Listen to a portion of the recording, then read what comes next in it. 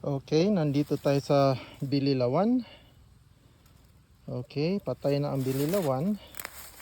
Ito yung muhon number 4 sa lot 6 ni Kaabas.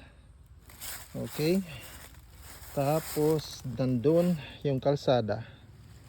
Okay, pupunta tayo ngayon sa muhon 5. Muhon 5 ni Kaabas. So etong tali dito, i-move pa namin papunta doon. Kasi hindi pala dito yung boundary. Para simula doon sa muhon 4, yung muhon 5 pala nandun sa puno ng kupang.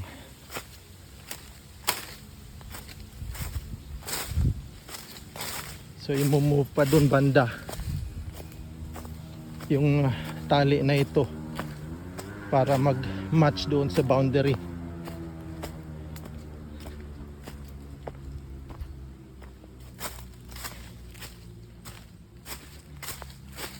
Yan, dito tayo.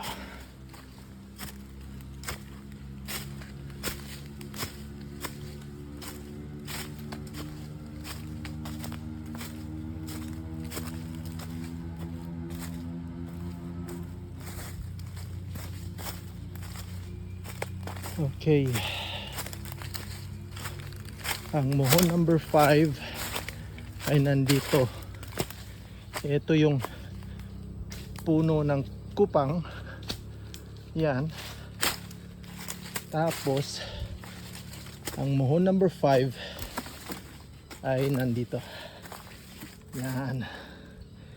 So tinalian ko na para makuha ang straight line galing dito sa muhon 5 papunta sa muhon 4. Pero eto napansin namin, may isa pang muhon dito. Hindi ko alam bakit. Ayun, may muhon doon at may muhon din dito.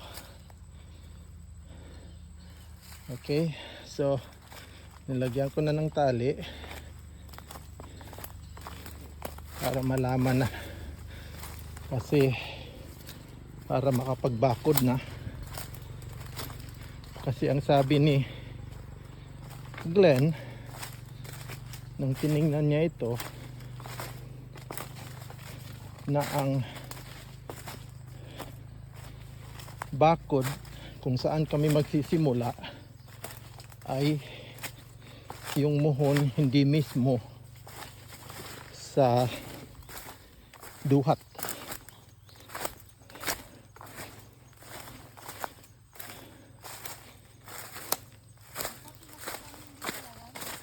Oo. Tapos ito yung muhon dito sa corner. Ang kalsada nandyan. Yan, kalsada.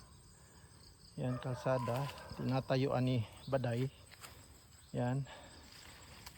Dito daw, sabi ni Glenn, ilagay yung tali para dito magbabakod. Yan, sa muhon na yan. Kasi yung isang muhon nandito sa duhat. Ito ang duhat. Yan. Tapos nandito yung isang muhon.